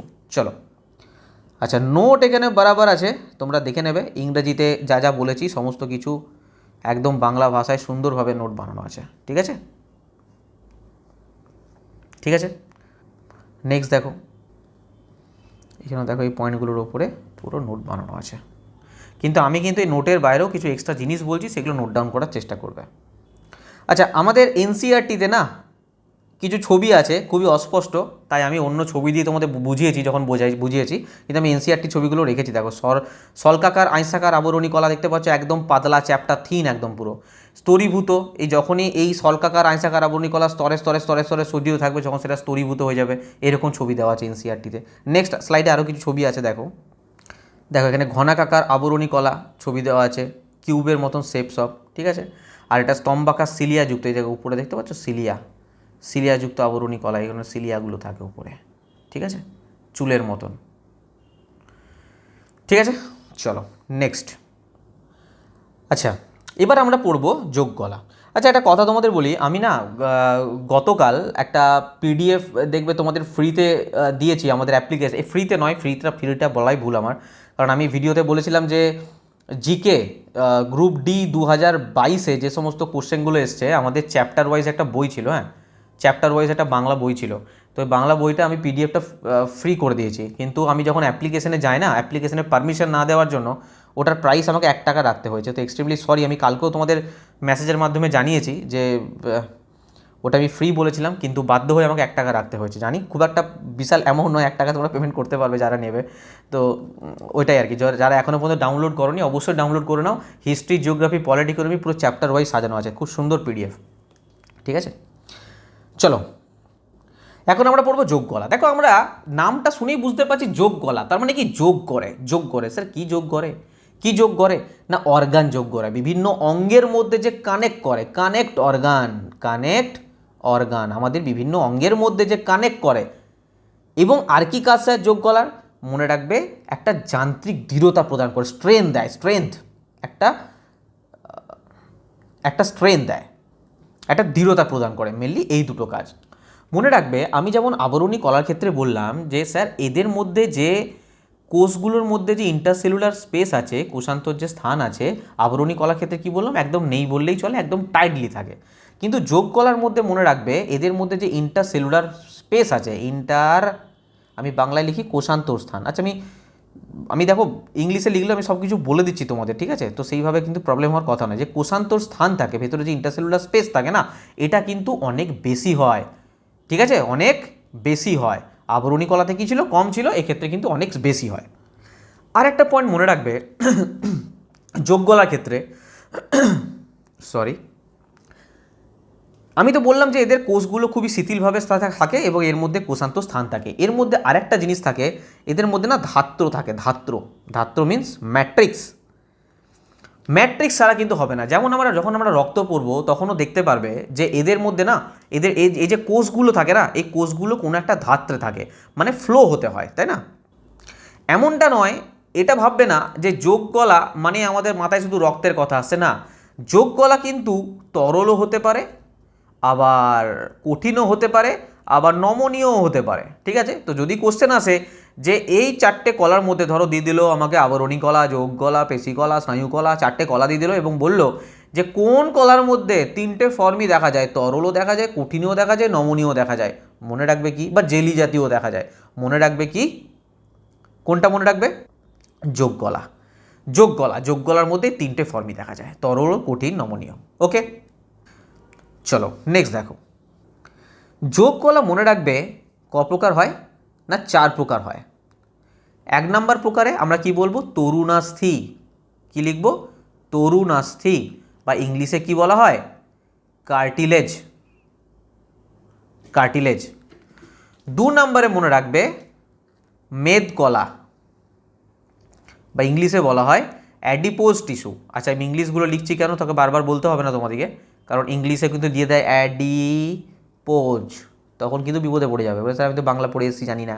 আর এটুকু তো সেন্স থাকা দরকার, রেলে চাকরি করবে, মেদ গলাকে অ্যাডিপোজ টিস্যু বলে, তরুণাস্থি কার্টিলেজ বলে, এটুকু সেন্স থাকা দরকার। কারণ তোমরা যদি ক্র্যাক করে যাও, এক্সাম যখন ক্র্যাক করে যাবে, পাশের বাড়ি যেটা ছেলে এসে বলে, তারা নতুন প্রিপারেশন নিচ্ছে, যে দাদা এটা একটু দেখিয়ে দাও, তাহলে তরুণাস্থি, cartilage, what is this, I don't no.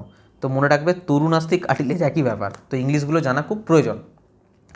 3 নম্বরে হচ্ছে রক্ত, এটা আমরা সবাই জানি, ব্লাড। আর 4 নম্বরে মনে রাখবে হাড্ডি, অস্থি, যেটাকে বলা হয় বোন। এই 4টে হচ্ছে আমাদের মেনলি যোগ গলা বা কানেকটিভ টিস্যু। ক্লিয়ার? তো আমরা একটা একটা করে পড়বো। প্রথমে কি পড়বো? তরুণাস্থি পড়বো। চলো ফার্স্ট স্টার্ট করছি আমরা কার্টিলেজ বা তরুণাস্থি দিয়ে। আচ্ছা, এখানে কিছু যোগ গলার উপরে নোট আছে, ঠিক আছে? দেখো, প্রথমে আমি তরুণাস্থি পড়ছি এবং ছবি রেখেছি, কারণ ছবি দেখলে কি তোমাদের মনে একটা ধারণা আসবে। তরুণাস্থি জিনিসটা মনে রাখবে যে এটার আমি বললাম তোমাদের যে সলিড হতে পারে, লিকুইড হতে পারে, জেলি লাইক হতে পারে, নমনীয় হতে পারে। তো এই যে যোগ গলার মধ্যে তরুণাস্থির যে পার্টটা, এটা মনে রাখবে নমনীয় পার্ট। নমনীয়, যেটা ইংলিশে কী বলা হয় বলো? প্লিয়েবেল। PLIABLE, একদম নমনীয় টাইপের হয়, ঠিক আছে? 1 নাম্বার পয়েন্ট। 2 নাম্বার পয়েন্ট এখানে আসতে পারে, এখানের যে সেলগুলো থাকে না, সেগুলো সেল দিয়ে তৈরি, তো এগুলো দূরে থাকে। আমি প্রথমেই বললাম যে যোগ গলার যে কলাটা যে কোষ দিয়ে তৈরি, সেগুলোর মধ্যে ইন্টারসেলুলার স্পেস অনেক বেশি থাকে, অনেক দূরে থাকে। এবং এই যে সেলগুলো দিয়ে তৈরি না, এই সেলগুলোকে কী বলা হয়, মানে কার্টিলেজ বা তরুণাস্থি যে সমস্ত সেল যারা তৈরি, সেই সেলগুলোকে কী বলা হয়? কন্ড্রোসাইট সেল বলা হয়। CHONDROCYTE, chondrocyte sell. বাংলা তো লিখে দিচ্ছি, কন্ড্রোসাইট কোষ, কন্ড্রোসাইট কোষ দ্বারা গঠিত, ঠিক আছে? আচ্ছা, 3 নম্বর পয়েন্ট কি মনে রাখবে? আমি কি বলেছিলাম যে প্রত্যেকটা যোগ গলার মধ্যে কিছু না কিছু কি থাকে না, ম্যাট্রিক্স থাকে। কি বলেছিলাম? কিছু না কিছু ম্যাট্রিক্স থাকে, যেটাকে বাংলায় কি বলা হয়? ধাত্র বলা হয়, ধাত্র। তো আমি যদি প্রশ্ন করি যে তরুণাস্থি তো কোনো একটা ধাত্র থাকে এর মধ্যে, তো সেই ধাত্রটা কী দিয়ে তৈরি? মনে রাখবে প্রোটিন আর সুগার দিয়ে তৈরি। এই কোশ্চেনটা অনেকবার আসে, প্রোটিন আর সুগার, এই দুটো জিনিস দিয়ে তৈরি হচ্ছে তরুণাস্থির যে কী বলবো ধাত্রটা থাকে। এটা ভাববে না যে যোগ গলার মধ্যে অস্থিও পড়ে, অস্থিরও যে ইয়েটা আছে বা রক্তেরও যে লিকুইড পার্ট আছে, যে ধাত্র আছে, সেটাও প্রোটিন সুগার দিয়ে না, শুধুমাত্র তরুণাস্থিরই যে ম্যাট্রিক্সটা থাকে সেটা প্রোটিন আর সুগার দিয়ে তৈরি। ক্লিয়ার? 4 নম্বর পয়েন্ট হচ্ছে স্যার এটা কোথায় কোথায় দেখতে পাই আমরা, কোথায় কোথায় থাকে। আচ্ছা, যদি তোমাদের কোশ্চেন আসে, আমি এই কোশ্চেন, আচ্ছা আমি বলে দিই আগে, নাক দেখেছো? নাক, তোমাদের নাক তো আছে, কান আছে, কান, তারপরে শ্বাসনালী আছে, আছে তো, তারপরে স্বরযন্ত্র আছে। এই নাক, কান, শ্বাসনালী, স্বরযন্ত্র এইগুলোতে তরুণাস্থি থাকে। মানে দেখেছো কানের যে হাড্ডি আছে না, কানটাকে তোমরা যেমন ইচ্ছা ভাঁজ করো, যেমন ইচ্ছা ভাঁজ করো, ছোটোবেলায় খেলতে না, যেমন ইচ্ছা ভাঁজ করতে পারো, নাকটা যেমন ইচ্ছা ঘোরাতে পারো, ঠিক আছে? তো এই যে জিনিসগুলো আছে না, আর স্বরযন্ত্র, শ্বাসনালীগুলো ভেতরে থাকে, তোমাদের ইচ্ছা অনুযায়ী তো করবে না, ভেতরে থাকে। তো এগুলোর মধ্যে কি থাকে? তরুণাস্থি থাকে, লচিলাপন হয়, নমনীয় হয়, একদম খুব নমনীয় টাইপের হয়, ঠিক আছে? আচ্ছা, 5 নাম্বার, আমি পয়েন্ট টু পয়েন্ট যেগুলো বলছি সেগুলো সবই কোশ্চেন মনে রাখবে। 5 নাম্বারে একটা কোশ্চেন আসতে পারে যে আমাদের অস্থির তলগুলোকে মসৃণ রাখে, না এই কোশ্চেন এইভাবে বলা যাবে না। যদি প্রশ্ন করে যে অস্থি সন্ধিতে কোন পার্টটা অস্থির যে তলগুলোকে মসৃণ রাখে, মনে রাখবে তরুণাস্থি, ঠিক আছে? এনসিআরটিতে আছে এটা, তার জন্য বললাম তরুণাস্থি এটাকে মসৃণ রাখে, স্মুথ রাখে। ওকে, আচ্ছা এখান থেকে আর কি প্রশ্ন আসে আমি এটা মুছে দিচ্ছি, নেক্সট স্লাইডে দেখো। এই ছবিটার দিকে আমি একটু জুম করছি, এই জুম হচ্ছে না কেন? এই, আচ্ছা জুম করার দরকার নেই, তোমরা এখানেও বুঝতে পারবে, চেষ্টা করছি জুম করার, না জুম হচ্ছে না। এইখানে লক্ষ্য করো, এখানে লক্ষ্য করো, দেখতে পাচ্ছ এইখানে একটা জিনিস আছে, এই পার্টটা হচ্ছে তরুণাস্থি। এটা অ্যাকচুয়ালি কী করে না, এই যে দুটো হাড় আছে, এই একটা হাড় আছে আর এই একটা হাড় আছে, এই দুটোর মধ্যে যে ঘর্ষণটা, এই ঘর্ষণটাকে রোধ করে। কে রোধ করে? এই পার্টটা, এই মাঝের যে পার্টটা, এই কার্টিলেজটা। কিন্তু যদি আস্তে আস্তে এই কার্টিলেজটা নষ্ট হয়ে যায়, আস্তে আস্তে ধীরে ধীরে কার্টিলেজটা যদি নষ্ট হয়ে যায়, তাহলে এদের না এই দুটো হাড়ের মধ্যে ঘর্ষণ হবে। ঘর্ষণের ফলে কি হবে না, জয়েন্ট পেন হয়, প্রচণ্ড জয়েন্ট পেন হয়। এই রোগটাকে বলা হয় অস্টিও আর্থ্রাইটিস। OSTEOARTHRITIS,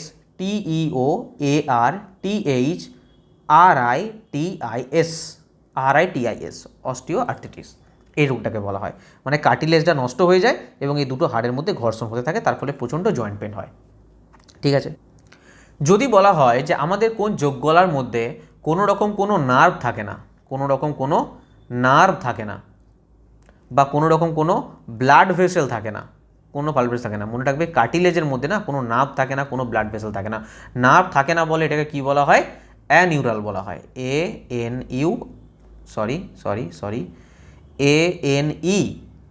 ANEURAL, অ্যানিউরাল বলা হয়। আর ব্লাড ভেসেল যার মধ্যে থাকবে না তাকে কি বলবো আমরা? অ্যাভাস্কুলার। এমনি হচ্ছে আমরা বায়বীয় হলে ভাস্কুলার বলবো, আর না হলে যদি মানে কন্টেন্ট যদি না করে থাকে কোনো রকম কোনো ব্লাড ভেসেল, তার মানে সেটা অ্যাভাস্কুলার বলবো, AVASCULAR, অ্যাভাস্কুলার। মনে থাকবে? তাহলে কার্টিলেজ কি বললাম? অ্যানিউরাল এবং অ্যাভাস্কুলার। ক্লিয়ার? তরুণাস্থি থেকে মোটামুটি এই প্রশ্নে আসে, এর বাইরে আর কোনো প্রশ্ন যায় না। তাই তরুণাস্থি তোমাদের কাছে ক্লিয়ার? ঠিক আছে, আমরা 4টে বলেছিলাম যোগ গলা, কী কী বলেছিলাম? তরুণাস্থি বলেছিলাম, অস্থি বলেছিলাম, আর অ্যাডিপোজ টিস্যু বলেছিলাম, আর বলেছিলাম রক্ত। তো নেক্সট তরুণাস্থির পরে আমরা নেক্সট যে পার্ট আছে সেটা পড়ব। কী পার্ট আছে এরপর পড়বো আমরা অ্যাডিপোজ কলা বা মেদ কলা। দেখো অ্যাডিপোজ টিস্যু সম্পর্কে সেটা প্রথমে জানতে হবে যে এই কলাটা থাকে কোথায়। প্রথম কথা মনে রাখবে, আমাদের যে স্কিন থাকে না, চামড়া থাকে, সে তার নিচে থাকে, ত্বকের নিচে থাকে, ঠিক আছে? আর কোথায় থাকে? আমাদের যে অভ্যন্তরীণ ভেতরে যে অঙ্গগুলো থাকে না, অভ্যন্তরীণ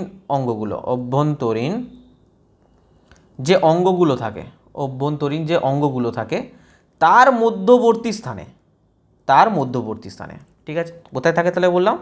ত্বকে থাকে, ত্বকে তো বলবো না, ত্বকের নিচে, স্কিনের নিচে থাকে।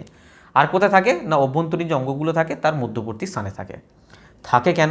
এর কাজ কি? মনে রাখবে, এই অ্যাডিপোজ টিস্যুর কাজ হচ্ছে স্নেহ পদার্থ মানে ফ্যাটটাকে সঞ্চয় করা। আমরা যা কিছু খাই তার মধ্যে কার্বোহাইড্রেট থাকে, প্রোটিন থাকে, ফ্যাট থাকে। ওর মধ্যে যে ফ্যাট যে পার্টটা আছে সেই ফ্যাট পার্টটা এই অ্যাডিপোজ টিস্যু কী করে? সঞ্চয় করে রাখে, ঠিক আছে? কীভাবে সঞ্চয় করে জানো? এরকম গ্লোবিউল টাইপের থাকে, এরকম ট্যাবলেটের মতন এরকম গ্লোবিউল টাইপের সঞ্চয় করে রাখে। এই জন্য না অ্যাডিপোজ, হোয়াইট অ্যাডিপোজ সেল এরকম গোল গ্লোবিউল টাইপের গঠন করে থাকে। আচ্ছা, এটা কেন গঠন করে? এর কাজ কি বলো? এটা আমাদের শরীরে ইনসুলেটরের কাজ করে। ইনসুলেটর মানে স্যার তাপ নিরোধক, সরি তাপ নিরোধক। যদি বলে তাপ নিরোধক হিসাবে কি কাজ করে, মনে রাখবে অ্যাডিপোজ টিস্যু। কী করে করে জানো, আমি তোমাদের বলি। ধরো একটা ধরো তোমরা এমনি বুঝতে পারবে।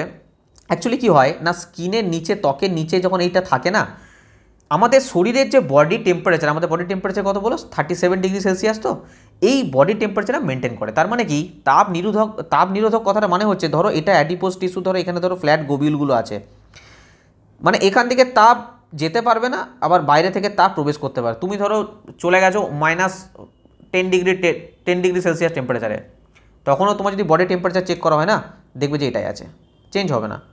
আবার ধরো তুমি চলে গেছো 50°C টেম্পারেচারে, তখন তোমার বডি টেম্পারেচার এটাই পাবে। মানে কি, মানে এ বডির টেম্পারেচারকে কনস্ট্যান্ট রাখতে সাহায্য করে, মানে চট করে এ ইনসুলেটরের কাজ করে, না তাপ বেরোতে দেয় না তাপ প্রবেশ করতে দেয়। দেখবে কোনো ফ্যাট, কোনো একটা মোটা ছেলে বা মোটা মানুষ, আর একটা দেখবে রোগা থিন একটা ছেলে, এই দেখবে যে মোটা যে না, তার বেশি গরম লাগে। কেন গরম লাগে বেশি? মোটা কি করে হলো না, ফ্যাটের ফলে, তার শরীরে ফ্যাটের পরিমাণ বেশি আছে, তার ফলে কি এই যে হিটটা আছে, হিটটা বাইরে যেতে পারে না, তার ফলে তার গরমটা বেশি লাগে দেখবে মোটা ব্যক্তিদের। আর থিন মানে কি, তার শরীরে মেদ কোষের পরিমাণটা কম, ইনসুলেটরে কম কাজ করবে, বেশি তাপ ভেতরে জেনারেট করবে না, প্রবলেম হবে না। সেই জন্য মোটারা দেখবে একটু বেশি ঘেমে যায়, ঠিক আছে। আর পাতলারা তুলনামূলকভাবে একটু কম ঘামে, কারণ এই অ্যাডিপোজ টিস্যুই তার কারণ, ঠিক আছে। তাহলে এখান থেকে কোশ্চেন কি আসতে পারে কোথায় থাকে, মনে রাখবে ত্বকের নিচে এবং অভ্যন্তরীণ যে অঙ্গগুলো থাকে তার মধ্যবর্তী স্থানে। 2 নম্বর কোশ্চেন আসতে পারে কিসের কাজ করে, বলবে তাপ নিরোধকের কাজ করে, ঠিক আছে। আর 3 নম্বর প্রশ্ন আসতে পারে যে এখানে এইগুলো ফ্যাটগুলো কী হিসাবে থাকে, মনে রাখবে যে ফ্যাট গ্লোবিউল হিসাবে থাকে। এটা এই টিস্যুগুলো পূর্ণ থাকে, ঠিক আছে, এরকম ছোটো ছোটো ছোটো গ্লোবিউলের মতন থাকে। ওকে, এর বাইরে অ্যাডিপোজ টিস্যু সম্পর্কে আর কিছু পড়ার দরকার নেই। নেক্সট দেখো, তাহলে নেক্সট আমরা কি পড়বো, অস্থি পড়বো। কারণ আমরা প্রথমে কি পড়লাম বলো, কি পড়লাম ভুলে গেছি। আমরা প্রথমে কার্টিলেজ বা তরুণাস্থি পড়লাম, তারপরে অ্যাডিপোজ টিস্যু পড়লাম, এরপরে আর দুটো বাকি আছে, অস্থি আর রক্ত। তো নেক্সট পড়বো আমরা অস্থি বা বোনস। অস্থি সম্বন্ধে যেটা প্রথমে জানতে হবে, অস্থি মনে রাখবে কি এক ধরনের যোগকলা। এটা কি করে না, দেহ কাঠামোর যে গঠন, এই গঠনের মাধ্যমে একটা কি করে না, যান্ত্রিক সহায়তা প্রদান করে। কি করে? যান্ত্রিক সহায়তা প্রদান করে এই অস্থি, ঠিক আছে। এটা পেশির সাথে মেনলি যুক্ত হয়, পেশির সাথে যুক্ত হয়ে অস্থি কী করে না, দেহের যে মুখ্য যে অঙ্গসমূহ আছে সেগুলোকে যান্ত্রিক সহায়তা দেয়, দৃঢ়ভাবে অনমনীয়ভাবে একদম যান্ত্রিক সহায়তা দেয়। আচ্ছা, এর মধ্যে থাকে কি, এই যে অস্থি কোষগুলো, মেনলি কোশ্চেন আসে কিনা, এই অস্থি কোষগুলো কী দিয়ে তৈরি, মনে রাখবে ক্যালসিয়াম আর ফসফরাস। কি মনে রাখবে? ক্যালসিয়াম তো আমরা সবাই জানি, ক্যালসিয়াম আর ফসফরাস দিয়ে। এখানে দুটো জিনিস আমাকে জানতে হবে যখন আমি অস্থি পড়তে যাব না। একটা জিনিস হচ্ছে লিগামেন্ট, পরীক্ষায় অনেকবার আসে, লিগামেন্ট আসে, এবং একটা আসে টেন্ডন। এই দুটোর মধ্যে গুলিয়েও যায়। মনে রাখবে বোন টু বোন যে কানেক্ট করে, মানে একটা অস্থির সঙ্গে অপর একটা অস্থি যেটার সঙ্গে কানেক্টেড থাকে সেটাকে বলা হয় লিগামেন্ট, ঠিক আছে। আর টেন্ডন কি না, বোন মানে হাড়ের সাথে মাসল পেশিকে যে যুক্ত রাখে সেটা হচ্ছে টেন্ডন। টেন্ডন কি, টেন্ডনটাও এক প্রকার যোগগলা, লিগামেন্টও এক প্রকার যোগগলা। লিগামেন্ট হচ্ছে হাড়ের সাথে হাড়ের, অস্থির সঙ্গে অস্থির যে যোগ সেটাকে বলে লিগামেন্ট দ্বারা যুক্ত থাকে। আর টেন্ডন হচ্ছে কি না, অস্থিকে পেশির সঙ্গে যুক্ত রাখে, ঠিক আছে। এই দুটো কিন্তু কোনোভাবেই গুলিয়ে ফেলবে না। ব্যাস, অস্থি সম্পর্কে শুধু এইটুকু জানলেই হবে। চলো নেক্সট দেখো, আমরা ব্লাড বলেছিলাম না যে ব্লাড তরল যোগকলা। আমি ব্লাডের সম্বন্ধে তোমাদের আমি ডিটেলস না ব্লাড পড়াবো। মোটামুটি একটা জিনিস জেনে রাখো, ব্লাড অনেক কোশ্চেন আসে, তো ব্লাডটা একটা পুরো আলাদা টপিক হবে, তো এর মধ্যে আমি ইনক্লুড করবো না। তরল এই রক্ত হচ্ছে একটা যোগকলা, মনে রাখো। রক্তের যে ব্লাডটা আমি এখানে বলে দিচ্ছি, তারপর আমি এটা নিয়ে আলোচনা করবো একটু। এই যে ব্লাড থাকে না, ব্লাডের মধ্যে যে তরল ধাত্রটা থাকে, আমি বললাম না সবের একটা ম্যাট্রিক্স থাকে, এই যে ম্যাট্রিক্সটা থাকে মনে রাখবে এটাকে বলে প্লাজমা, ঠিক আছে। এবং এই যে প্লাজমা থাকে তরল ধাত্রটা, এর মধ্যে না সমস্ত কোষগুলো থাকে, যেমন আরবিসি থাকে, লোহিত রক্তকণিকা, হোয়াইট ব্লাড কর্পাসেল, শ্বেত রক্তকণিকা ডাব্লিউবিসি, তারপরে নানা রকম অনুচক্রিকা থাকে, যেটাকে ইংলিশে বলা হয় প্লেটলেট, ঠিক আছে। অনুচক্রিকা, এগুলো কী অবস্থায় থাকে না, ভাসমান অবস্থায় থাকে, ঠিক আছে। রক্ত রস বলো বা প্লাজমা বলো, এখানে কি থাকে, মেনলি প্রোটিন থাকে, খনিজ লবণ থাকে, হরমোন থাকে, এই জিনিসগুলো থাকে। আর রক্তের মেনলি কাজ কি হয় না, আমাদের যে সমস্ত কোষে বর্জ্য পদার্থগুলো উৎপন্ন হচ্ছে, আমাদের যে সমস্ত গ্যাসীয় পদার্থের আদান প্রদান করতে হবে, বা আমাদের কি হয় না ক্ষুদ্রান্তে স্মল ইন্টেস্টাইনে যখন পুরো ডাইজেস্টিভ সিস্টেমটা কমপ্লিট হয়, সেখানে যে পাচিত খাদ্যটা থাকে সেই খাদ্য রস প্রত্যেকটা কোষে কোষে পৌঁছে দেওয়া, এই যে প্লাস আমাদের যে হরমোন উৎপন্ন হয়, হরমোনগুলো বিভিন্ন জায়গায় জায়গায় ঠিক জায়গা মতন পৌঁছে দেওয়া, এই যে পরিবহনের যত কাজ আছে না, পরিবহন, সেটা সমস্তটাই ব্লাড করে। ঠিক আছে, এটা একটা কলা, এটা একটা যোগ কলা, এই ব্লাড একটা যোগ কলা। তো এইটুকু জানো, এর মধ্যে চলবে। কিন্তু ব্লাড সম্পর্কে ডিটেলসে পড়তে হবে, ব্লাডের জন্য একটা আমি আলাদা, যখন আমি পড়াবো তখন আমি ক্লাস আলাদাভাবে করব। মোটামুটি এইখানে এইটুকু জানলেই চলবে। আচ্ছা, এবার আসছে areolar connective tissue. Areolar connective টিস্যুটা কী জিনিস? এখানে কী জিনিস জানার থেকে সবথেকে বড় ব্যাপার যেটা মেন কোশ্চেন আসে, যে এটা থাকে কোথায়। মনে রাখবে, ধরো এটা তোমার হাড্ডি, এটা তোমার অস্থি, অস্থির ওপরে কী থাকে বলো? অস্থির ওপরে থাকে কি? মাসেল থাকে, মাসেল। এবং ওর উপরে থাকে, মাসেলের উপরে কী থাকে? স্কিন থাকে। মাসেলের উপরে কী থাকে? স্কিন থাকে। ঠিক আছে, ঠিক হলো না? মাসেল থাকে এবং মাসেলের ওপরে কী থাকে? স্কিন থাকে। মনে রাখবে, এই স্কিন আর এই মাসেল এর মাঝে এই জিনিস থাকে, এরিওলার কানেকটিভ টিস্যু। মনে থাকবে তো? কোথায় থাকে? Areolar connective tissue is found between the skin and muscle. ঠিক আছে, আর কোথায় দেখতে পাবো? আমাদের যে রক্তবাহ থাকে না, ব্লাড ভেসেলগুলো থাকে, ওই ব্লাড ভেসেলের চারিদিকে দেখতে পাবো। আমাদের যে নার্ভ থাকে, নার্ভের চারিদিকে দেখতে পাবো। ঠিক আছে, আমাদের যে বোন ম্যারো থাকে, বোন ম্যারো মানে হচ্ছে অস্থিমজ্জা, নাম মানে স্নায়ু, বোন ম্যারো, বোন ম্যারো মানে হচ্ছে অস্থিমজ্জা। এই অস্থিমজ্জায় কিন্তু আমরা এরিওলার কানেকটিভ টিস্যু দেখতে পাবো। এখান থেকে এইটুকুই কোশ্চেন আসে। দেখো, এগুলো ডিটেলস বলতে গেলে অনেক কিছু হয়, তবে এর থেকে বেশি কোশ্চেন আসে না। আমি যদি বলি অ্যারিওলার কলা সম্পর্কে অনেক কিছু বেরিয়ে যাবে। যেমন এতে মেনলি না 3 ধরনের, এর যে ম্যাট্রিক্সটা থাকে, এ অবস্থা একটা যে যোগ গলের ম্যাট্রিক্স আছে, তো ম্যাট্রিক্সের 3 ধরনের জিনিস থাকে। একটা থাকে ফাইবার, যেটাকে বলি তন্তু, এর মধ্যে আবার 1 নম্বরে থাকে ফাইবার তন্তু, 2 নম্বরে থাকে সেল বা কোষ, আর 3 নম্বরে থাকে ধাত্র। তো এই যে তন্তু থাকে, তন্তুর মধ্যে আবার ভাগ আছে, ফাইবারের মধ্যে ভাগ আছে, কোলাজেন তন্তু আছে, ইলাস্টিন তন্তু আছে। কোষের মধ্যে আবার ভাগ আছে, কোষের 3 ধরনের কোষ থাকে, এর মধ্যে ফাইব্রোব্লাস্ট থাকে, ম্যাক্রোফেজ থাকে, মাস্ট কোষ থাকে। এগুলোর দরকার নেই, মাস্ট কোষ আমি পড়াবো, দেখবে হেপারিন হিস্টামিন নিঃসরণ করতে সাহায্য করে। ঠিক আছে, আর এর মধ্যে যে ম্যাট্রিক্সটা থাকে, ধাত্রটা থাকে, সেটা জেলির মতো একটা স্বচ্ছ পদার্থ থাকে। মেনলি একটা জিনিস এখানে মনে রাখতে পারো, আমি তো তোমাদের অবস্থানগুলো বলে দিলাম, যে ত্বক আর পেশির স্থানে থাকে, মানে তার মধ্যবর্তী স্থানে, ত্বক আর পেশির মধ্যবর্তী স্থানে। তারপর রক্তনালী স্নায়ু চারপাশে থাকে, অস্থিমজ্জায় থাকে, এগুলো বললাম। মনে রাখবে, যদি কোশ্চেন করে যে কোন যোগ গলায় জীবাণু থেকে শরীরকে রক্ষা করে, মনে রাখবে এই অ্যারিওলার কানেকটিভ টিস্যুতে তোমাদের মাত্র বললাম যে ম্যাক্রোফেজ থাকে। এই ম্যাক্রোফেজ কোষগুলো না বাইরে থেকে যখনই কোনো জীবাণু আসে, সেই জীবাণুগুলোকে নষ্ট করে দেয় এই অ্যারিওলার কানেকটিভ টিস্যু। এর মধ্যে কি থাকে বললাম? ম্যাক্রোফেজ থাকে। ম্যাক্রোফেজটা কী করে? বাইরে থেকে জীবাণুগুলোকে নষ্ট করে দেয়। ঠিক আছে, এরিওলার কানেকটিভ টিস্যু আরেকটা ভালো কাজ করে, আমাদের যে সমস্ত আঘাতপ্রাপ্ত কোষ থাকে, যেগুলো ক্ষতস্থান থাকে, আঘাতপ্রাপ্ত কোষ থাকে, সেগুলোও মেরামত করতে এই এরিওলার কানেকটিভ টিস্যু কিন্তু খুব উপকার করে। ঠিক আছে, তো এই মোটামুটি এই, আর বাকি তো বিভিন্ন কলা অঙ্গকে একে অপরের সঙ্গে যুক্ত যোগ কলা যেহেতু, সে তো যুক্ত রাখবেই। ব্যাস, মোটামুটি এইটুকু জানলেই চলবে অ্যারিওলার কানেকটিভ টিস্যু। ঠিক আছে, তাহলে আমাদের কী কী শেষ হয়ে গেল?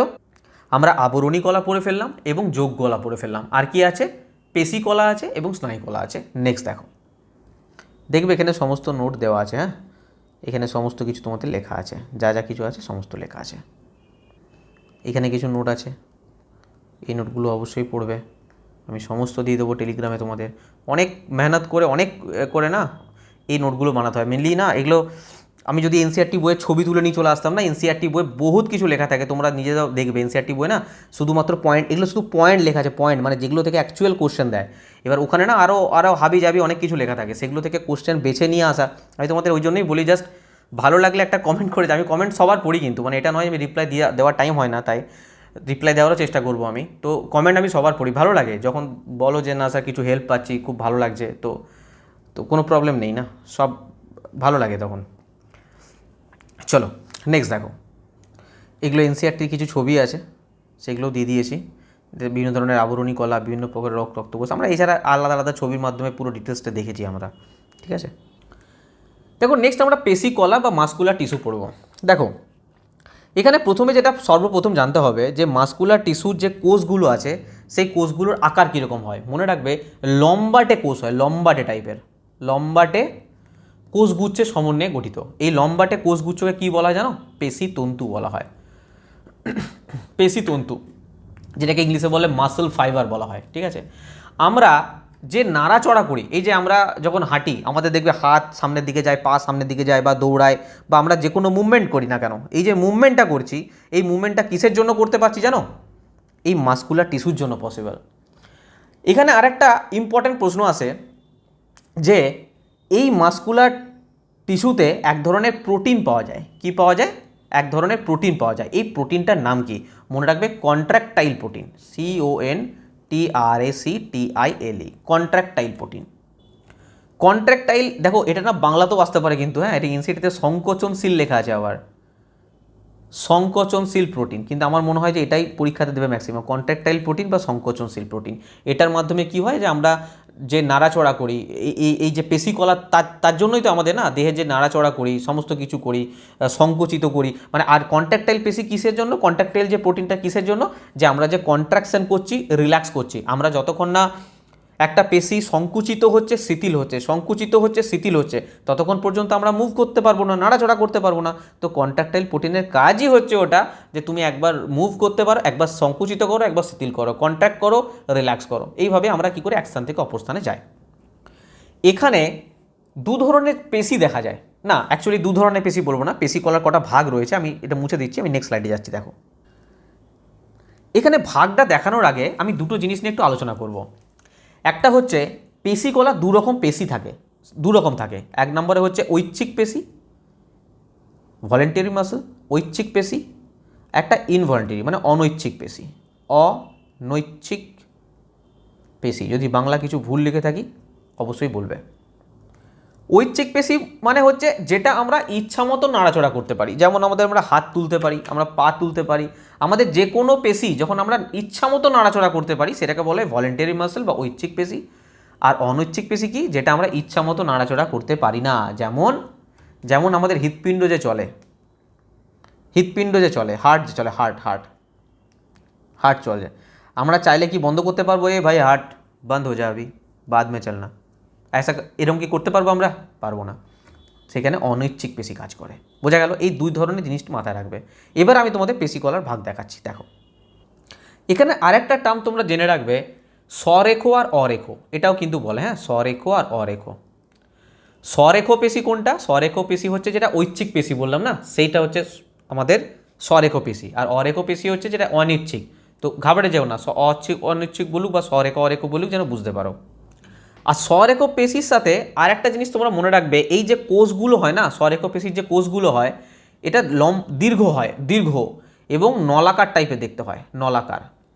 আর সবথেকে ইম্পর্ট্যান্ট যেটা, বহু নিউক্লিয়াস যুক্ত হয়, অনেকগুলো নিউক্লিয়াস যুক্ত, বহু নিউক্লিয়াস যুক্ত।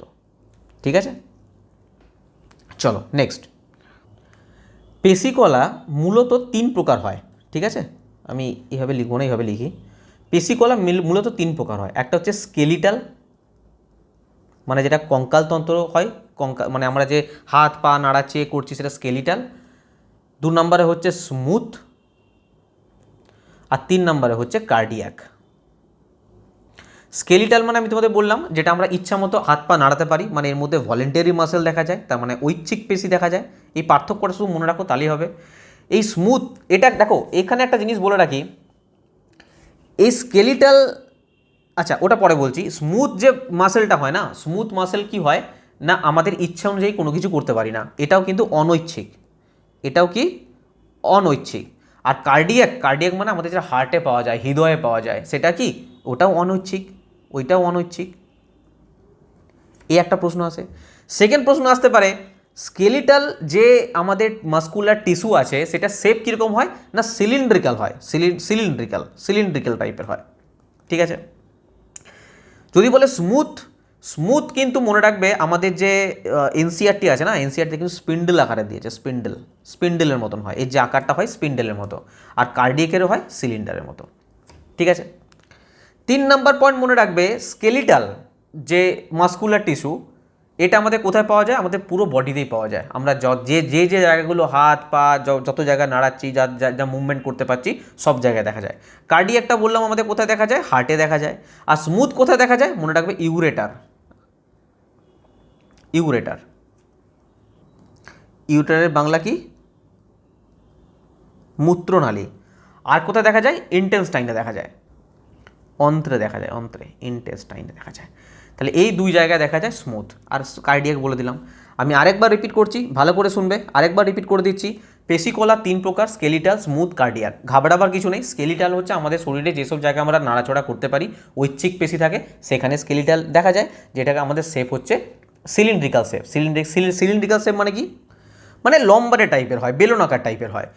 2 নম্বরে আসছি স্মুথ। স্মুথটা কি? স্মুথ আমাদের যেমন ইউরেটার, আমাদের মূত্রনালী, আমাদের যে ইন্টেস্টাইন, সেখানে কি আমাদের কোনো হাত আছে? আমরা কিছু করতে পারবো? পারবো না। তো সেইখানে যে পেশি দেখা যায় সেটা হচ্ছে স্মুথ মাসেল দেখা যায়, স্মুথ পেশিকলা দেখা যায়। আর এর যে আকারটা মনে রাখবে স্পিন্ডেল আকারে, ঠিক আছে? স্পিন্ডেল আকারে। যদি আমি কার্ডিয়াকের কথা বলি, এটাও অনৈচ্ছিক, আমরা ইচ্ছা মতো নাড়াতে পারবো না। এটাও সিলিন্ড্রিক্যাল শেপ। আর কোথায় দেখা যায়? এটা আমাদের হার্টে দেখা যায়, হৃদয়ে দেখা যায়, ঠিক আছে? পেশিকলা, এর বাইরে আর কিছু পড়ার দরকার নেই। নেক্সট আমাদের আর একটাই বাকি রইল, সেটা হচ্ছে স্নায়ুকলা। নেক্সট দেখো, এখানে কিছু নোট আছে তোমাদের জন্য, তোমরা দেখে নেবে। 1 নাম্বার, 2 নাম্বার, 3 নাম্বার পয়েন্ট, এই 3টে পয়েন্টের মধ্যে তোমাদের সব কিছু দেওয়া আছে। কী প্রোটিন আছে না আছে, যা পড়ালাম সব কিছু পেয়ে যাবে এর মধ্যে, ঠিক আছে? এখানেও কিছু পয়েন্ট আছে, দেখো আমি যেগুলো বলছিলাম দেখো এখানে লেখা আছে। এটা স্মুথ মাসেল বললাম না, মসৃণ পেশি, অনৈচ্ছিক পেশি। এই দেখো এখানে লেখা আছে চোখের কনিনিকা, মূত্রনালী, ফুসফুসে ক্লোম শাখাতে পাওয়া যায়। কোষসমূহ লম্বা হয়, সূচালো প্রান্তিত, মাকু আকৃতির। স্পিন্ডেল আকৃতি বললো না, মাকু আকৃতির হয়। একক নিউক্লিয়াস যুক্ত হয়। এদিকে অরেখ পেশি বলো। অরেখ পেশি হচ্ছে একটা মাত্র নিউক্লিয়াস থাকবে। আর যখন আমি স্বরেখ বলবো তখন মনে রাখবে বহু নিউক্লিয়াস থাকবে। হৃৎপিণ্ড পেশি সমূহ ছান্দিক গতিতে, এগুলো অনিচ্ছিক পেশি। হৃৎপিণ্ডের মধ্যে যেগুলো থাকে সেগুলো থাকে কীরকম হয় না, সিলিন্ড্রিকাল, নলাকার টাইপের হয়, শাখান্বিত হয় এবং নিউক্লিয়াস যুক্ত হয়, ঠিক আছে? তো এই পয়েন্টগুলো তোমরা অবশ্যই পড়বে। চলো নেক্সট দেখো। নেক্সট কিছু ছবি আছে, এই ছবিগুলো এনসিআরটি ছবি, তো তোমরা অবশ্যই দেখে রাখো যদি কোনো কারণে ছবি দেয় যেন বুঝতে পারো, ঠিক আছে? এই একটা ছবি আছে, এই দেখো স্পিন্ডেল আকারে, দেখেছো? এই দেখো দেখাই, এই দেখো এটা স্পিন্ডেল আকারের, মাকু আকৃতি টাইপের। এটা এটা অনেক জায়গায় লেখা আছে চোখের মতন, কিছুটা চোখের কণিকার মতন দেখতে, কিন্তু অনেক জায়গাতে মাকু আকৃতিরও লেখা আছে। আর এটা হচ্ছে সিলিন্ড্রিক্যাল শেপ টাইপের, দেখতে পাচ্ছ এরকম টাইপের, লম্বাটে ধরনের রয়েছে, এরকম টাইপের রয়েছে, ঠিক আছে? বহু শাখাযুক্ত। নেক্সট দেখো, এরপর আসছে স্নায়ুকলা। দেখো স্নায়ুকলার ব্যাপারটা হচ্ছে, আমি যখন তোমাদের নার্ভ সিস্টেম পড়াবো না, তখন অ্যাকচুয়াল স্নায়ু পড়ানো হবে। এখানে বিশেষ কিছু লেখা নেই। একটা জিনিস শুধু মনে রাখবে যে অনেকগুলো যখন নার্ভ, অনেকগুলো যখন স্নায়ু একসঙ্গে মিলে যায়, তখন সেখানে কি তৈরি করে না, নার্ভ সিস্টেম তৈরি করে, না সরি, নার্ভ টিস্যু তৈরি করে, ঠিক আছে? যখন অনেকগুলো নার্ভ একসঙ্গে জুড়ে যায় তখন নার্ভ টিস্যু তৈরি করে। এখানে দেখবে কিছু পয়েন্ট লেখা আছে। আর নার্ভের সম্বন্ধে ডিটেলসে কি হয় না হয়, কি কি পার্ট আছে, সাইন্যাপস কি, ডেনড্রান কি, ডেনড্রাইট কি, অনেক কিছু থাকে, ঠিক অ্যাকশন কি, এই সমস্ত কিছু একদম ছবির মাধ্যমে ডিটেলসে পড়বো নার্ভাস সিস্টেমে। এখানে এইটুকুই মনে রাখো, নার্ভাস টিস্যু একটা নার্ভাস সিস্টেমের, নার্ভাস টিস্যু যেটা আছে না, একটা নার্ভাস সিস্টেমের শুধুমাত্র পার্ট মনে রাখো, ঠিক আছে? আর এখানে যে পয়েন্টগুলো আছে একবার শুধু পড়ে নেবে, যে কোষগুলো আমরা যা কিছু উদ্দীপনায় সারা দিই, কোনো পায়ে মশা বসেছে আমি যে মারছি, এই যে উদ্দীপনায় সারা দিই, সেটা কিসের ফলে হচ্ছে না, নার্ভ সিস্টেমের ফলে। নার্ভ সিস্টেম যদি কাজ না করে কিছুই বুঝতে পারবে না। মস্তিষ্ক, সুষুম্নাকাণ্ড এবং স্নায়ুসমূহ, এই সবই স্নায়ু কলা দ্বারা গঠিত। এই কলার কোষগুলো স্নায়ুকোষ অথবা নিউরন বলা হয়। নিউরন একক নিউক্লিয়াস এবং সাইটোপ্লাজম বিশিষ্ট এবং কোষদেহ দ্বারা গঠিত। কোষদেহ থেকে লম্বা সরু চুলের নেই অংশ, অনেকগুলো অংশ বেরোতে, এগুলো যা আছে পড়বে, কারণ এখানে ডিটেলস বিশাল কিছু নেই। এটা নিয়ে একটা আলাদা ক্লাস হবে, একটা অনেক বড় ক্লাস হবে, সেখানে তোমরা স্নায়ু সম্বন্ধে ডিটেলসে বুঝতে পারবে, ঠিক আছে? এরপরেও কিছু নোট আছে তোমাদের দেখাচ্ছি। এই দেখো এটা হচ্ছে সেই নিউরন।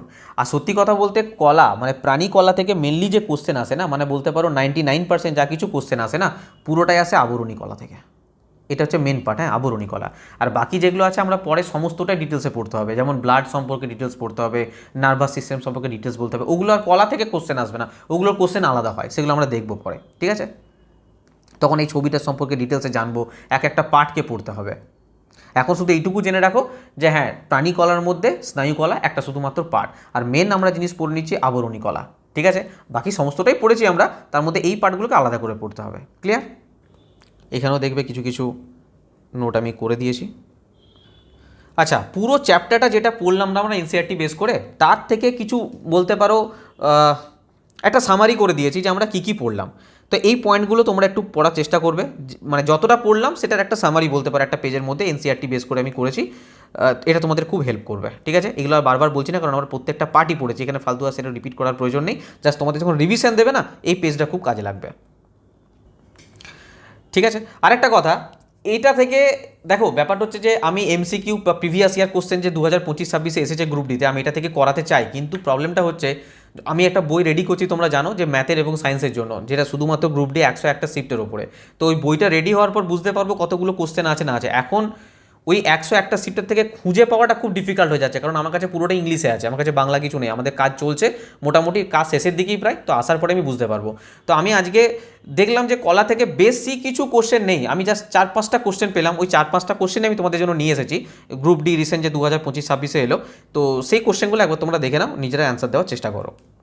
যেমন দেখো, ফার্স্ট কোশ্চেন এই গ্রুপ ডি 4/12/2025 ফার্স্ট শিফটে এসছে, বলছে যোজক কলায় কানেকটিভ টিস্যু একে অপরের সাপেক্ষে কোষগুলোর অবস্থান কেমন থাকে। কানেকটিভ টিস্যুর ক্ষেত্রে বলেছে, এই মাত্র পড়েছি, কি থাকে না অনেক দূরে দূরে থাকে, অনেক দূরে দূরে থাকে।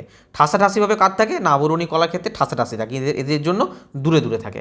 তাই দেখো এই ধরনেরই কোশ্চেন আসছে যেগুলো আমরা পড়লাম। নেক্সট দেখো, বলছে নিচের কোনটি আবরণী কলার মানে এপিথেলিয়াল টিস্যুর বৈশিষ্ট্যই নয়। কোনটা বৈশিষ্ট্য নয়? আবরণী কলার বৈশিষ্ট্য নয় যে ঢিলে ঢালাভাবে সাজানো থাকা কখনোই নয়। কোষগুলোর মধ্যে অন্তঃকোষীয় স্থান থাকে না, একদম ঠিক। ত্বক, বৃক্কীয় নালিকা আবরণ কলা দিয়ে গঠিত, একদম ঠিক। কোষগুলি একটি অবিচ্ছিন্ন কন্টিনিউয়াস সিট থাকে, সব সঠিক। একমাত্র এইটা হয়ে যাবে অ্যান্সার, যে এটা বৈশিষ্ট্য নয়, ঢিলে ঢালাভাবে থাকে না, কারণ যোগ কলার যে কোষগুলো সেগুলো শিথিলভাবে থাকে, কিন্তু আবরণী কলা থাকে না। দেখো গ্রুপ ডি 3/2/2026 সেকেন্ড শিফটের কোশ্চেন এটা। নেক্সট দেখো, এখানে বলছে সরল আইসাকার আবরণী, যেটা সিম্পল স্কোয়াসমাস এপিথেলিয়াম পড়েছিলাম, কোন বৈশিষ্ট্যটি একে দক্ষতার সাথে ব্যাপন ডিফিউশন প্রক্রিয়া সম্পূর্ণ করতে সাহায্য করে, বলো? কারণ সরল আইসাকার আবরণী কলা কেমন ছিল? চ্যাপ্টা ছিল, পাতলা ছিল এবং ঠাসাঠাসিভাবে বিন্যস্ত ছিল, তাই তো? তো C is the right answer. আশা করি তোমরা নিজেরাও করতে পারছো কোশ্চেন। 4/2/2026 সেকেন্ড শিফটের কোশ্চেন এটা। নেক্সট দেখো, দেখো এখানে বলছে নিচের কোনটি কোনো জীব কলার টিস্যুই নয়, উদাহরণই নয়, বলো কী হবে? অস্থিত টিস্যু একটা, ব্লাড টিস্যু, পেশি একটা টিস্যু, তাহলে টিস্যু নয় কোনটা? নিউরন কোনো টিস্যু নয়, ঠিক আছে? চলো, এটা গ্রুপ ডি 2/12/25 ফার্স্ট শিফটের কোশ্চেন। দেখো এখানে একটা কোশ্চেন এসছে, সজীব জীবে সম্পাদিত কাজের উপর ভিত্তি করে কোষের আকার ও আয়তন ভিন্ন ভিন্ন হয়, নিচের কোনটি একটি কোষের আকারের সাথে তার কাজের সঠিক তুলনা করে? দেখো অ্যামিবা আছে অনিয়মিত আকৃতি, যা চলন ও খাদ্য গ্রহণে সাহায্য করে, একদম তাই, এটা হয়ে যাবে রাইট অ্যান্সার। আমি যদি এই কোশ্চেনটা ধরি স্নায়ু কোষ, দেখো আমি যদি প্রথম অ্যান্সারটা নাও জানি, স্নায়ু কোষের গোলাকার আকৃতি কখনোই নয়। স্নায়ু কোষে গোলাকারতে নিউরন কীরকম টাইপের ছিল? নিউরন লম্বাটে টাইপের ছিল না? তো স্নায়ু কোষ তো কখনোই গোলাকার আকৃতি হবে না। আর খাদ্য সঞ্চয় করে কখনোই না। পেশি কোষের আকৃতি কীরকম ছিল বলো? পেশি কোষ ছিল সিলিন্ড্রিক্যাল টাইপের বা মাকু আকৃতির ছিল, এবং এ কখনোই অক্সিজেন তো বহন করে না, তো এটা কখনো অ্যান্সার হবে না। লোহিত রক্তকণিকা বলছে বার্তা প্রেরণ করে, তো কখনোই বার্তা প্রেরণ করে না, এটাও অ্যান্সার হবে না। তো আমি যদি নাও জানি এ অ্যান্সার, আমি বাকিগুলো যদি এলিমিনেট করতে পারি, আমার এই অ্যান্সার চলে আসবে। দেখো গ্রুপ ডি 27/12/25 সেকেন্ড শিফটে এসছে, ঠিক আছে? তো এরপর এই কটাই কোশ্চেন ছিল। দেখো আমাদের একটু ক্লাসের টাইম বেশি লাগছে, 1 ঘন্টা পেরিয়ে যাচ্ছে, কিন্তু আমরা যেটুকু পড়ছি আশা করছি এর বাইরে আর কোনো কোশ্চেন যাবে না। তো একটু ডিটেলসে পড়তে হবে, একটু ধৈর্য ধরে ভিডিওটা দেখবে, দরকার হলে স্পিড বাড়ি নাও, তাও ঠিক আছে, কোনো স্কিপ করবে না, ঠিক আছে? বড় হতে পারে কিন্তু এফেক্টিভ তোমাদের জন্য। আর তোমাদের আমি জানিয়ে রাখি, দেখো আমাদের গ্রুপ ডি যারা কোর্সের কথা বলছো, ভাই গ্রুপ ডির কোর্স অবশ্যই আসবে, গ্রুপ ডির কোর্স অবশ্যই আমি নিয়ে আসবো, কিন্তু তার আগে আমাদের যে বইটার জন্য এত স্টুডেন্ট ওয়েট করছে না, আমি সেই বইটার উপর ফোকাস করছি বলে একটু সময় লাগছে। একটু ওয়েট করে যাও, একটু ধৈর্য ধরো। তোমাদের যা কিছু আছে সিলেবাস আমি জানি, মাথায় আছে কতদিনের মধ্যে কি শেষ করতে হবে না হবে। আমি অবশ্যই কোর্সের জন্য যারা চিন্তা করছো অবশ্যই আমি নিয়ে আসবো, চিন্তা নেই। আর এখন যদি এই মুহূর্তে কেউ নিতে চাও, সেটাও কিন্তু কোর্স অ্যাভেলেবেল আছে। ডাইরেক্ট আমাদের অর্জুন ব্যাচ নিয়ে নিতে পারো, যেখানে 1299 টাকা তোমরা সমস্ত সাবজেক্ট পেয়ে যাবে, ঠিক আছে? এটা একটা নিতে পারো তোমরা। অথবা যদি মনে করো স্যার আমি আলাদা আলাদা কিছু ব্যাচ নেবো, তো আলাদা আলাদা সমস্ত কিছু অ্যাভেলেবেল আছে, আলাদা আলাদা সমস্ত কিছু। সায়েন্সের ব্যাচ আছে 399 টাকায়, তোমাদের যে কোনো এক্সাম এখানে কোয়ালিফাই হয়ে যাবে সমস্ত রকম, ঠিক আছে? তো এইগুলোও নিতে পারো। আর তোমাদেরকে জানো যে ম্যাথামেটিক্সের 2024-25 যত এক্সাম হয়েছে গ্রুপ ডি বাদ দিয়ে, কারণ গ্রুপ ডি বইটা আমি আলাদা বার করবো, প্রত্যেকটা শিফট ওয়াইজ যা এক্সাম হয়েছে দেখো এখানে লেখা আছে, প্রত্যেকটা শিফট ওয়াইজ প্রত্যেকটা কোশ্চেন সম্পূর্ণ বাংলা ভাষায় বই অ্যাভেলেবেল আছে। ম্যাথামেটিক্স এবং সায়েন্সে নিতে পারো, অথবা 2016-22 আমাদের যে চ্যাপ্টার ওয়াইজ বই ছিল সেই বই এখন অ্যাভেলেবেল হয়ে গেছে, চাইলে নিতে পারো। সিম্পল নেওয়ার জন্য এই নাম্বারে হোয়াটসঅ্যাপ করবে বা কল করবে। হোয়াটসঅ্যাপ করলে ভালো হয়, এখানেই কিউআর কোড দেবো, পেমেন্ট করে স্ক্রিনশট দেবে। আর যারা কারেন্ট অ্যাফেয়ার্স চাইছো বা স্ট্যাটিক জিকে চাইছো, সমস্ত কিছু অ্যাভেলেবেল আছে। এই নাম্বারে হোয়াটসঅ্যাপ করবে, সিম্পল আমি কিউআর কোড দেবো, পেমেন্ট করে স্ক্রিনশট দিয়ে নিতে পারো। আদারওয়াইজ আমাদের অ্যাপ্লিকেশন সিম্পল ইনস্টল করো, ইনস্টল করে তোমরা ওখান থেকে ডাইরেক্ট বুক সেকশন থেকে গিয়ে বুক অর্ডার করতে পারো, বা স্টাডি মেটেরিয়াল থেকে পিডিএফ কিনতে পারো, অথবা পেড কোর্স থেকে তোমরা ডাইরেক্ট কোর্স কিনতে পারো। আদারওয়াইজ বললাম এই নাম্বারটা তোমাদের হোয়াটসঅ্যাপ করবে, তাহলে হবে, বা কোনো কোয়ারি থাকলে কল করবে। আর সব থেকে ইম্পর্টেন্ট ব্যাপার, যদি ভিডিও ভালো লেগে থাকে অবশ্যই তোমরা কমেন্ট করবে, কোনো কোশ্চেন থাকলে কমেন্ট করে যাবে, আমি প্রত্যেকটা কমেন্ট পড়ি, এবং যদি ভালো লাগে শেয়ার করবে, এবং সাবস্ক্রাইব করে রাখবে একটাই কারণে, যখন আমি কোনো ভিডিও দেবো তোমাদের সামনে আসবে সেই ভিডিওটা, তোমাদের খোঁজার প্রয়োজন পড়বে না, এই জন্য। ঠিক আছে, তো চলো পরে ক্লাসে আবার দেখা হচ্ছে। সবাই খুব ভালো থাকবে, খুব ভালো করে পড়তে থাকো, নেক্সট ক্লাসে আবার দেখা হবে। ওকে, বাই। আর হ্যাঁ, আরেকটা কথা, টেলিগ্রামে যুক্ত থাকতে ভুলবে না, এই সমস্ত ক্লাসের পিডিএফ ওখানে প্রোভাইড করে দেওয়া হবে। ওকে।